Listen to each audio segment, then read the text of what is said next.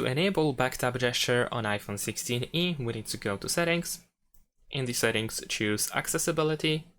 Over here, we need to go to Touch, and then scroll down to find back tap at the bottom. So we want to go over here, and we have two back tap gestures available on iPhone 16e, the double tap or triple tap. So let's say I'm gonna set up the double tap. Of course, you can use both. And let's say with the double tap, I want to toggle the flashlight.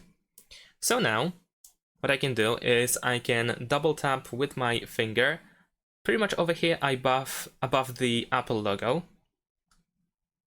in order to turn on or turn off the flashlight.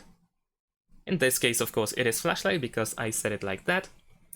In this double tap setting, you can actually choose anything from this list over here. So that's pretty much it.